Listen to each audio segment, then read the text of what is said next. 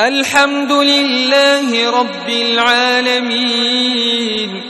الرحمن الرحيم مالك يوم الدين إياك نعبد وإياك نستعين اهدنا الصراط المستقيم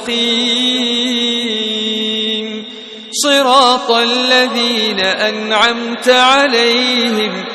غير المغضوب عليهم ولا الضالين آمين. إن يوم الفصل كان ميقاتا يوم ينفخ في الصور فتأتون أفواجا وفتحت السماء فكانت أبوابا وسيرت الجبال فكانت سرابا إن جهنم كانت مرصادا للطاغين مآبا لابثين فيها أحقابا لا يذوقون فيها بردا ولا شرابا إلا حميما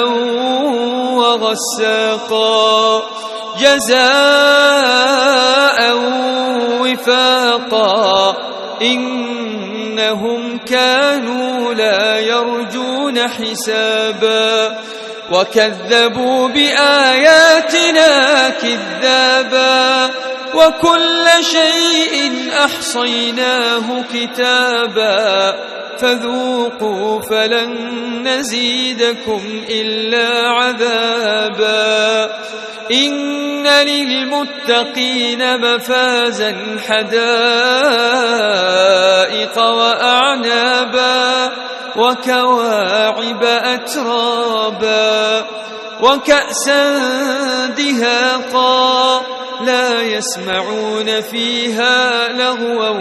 ولا كذابا جزاء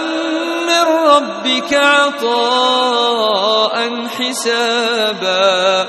رب السماوات والأرض وما بينهما الرحمن لا يملكون منه خطابا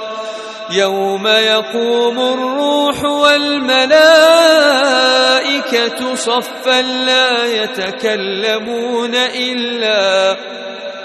إلا من أذن له الرحمن وقال صوابا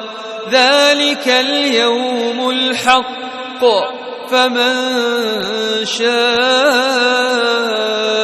اتخذ إلى ربه مآبا إنا أنذرناكم عذابا قريبا يوم ينظر المرء ما قدمت يداه ويقول الكافر يا ليتني كنت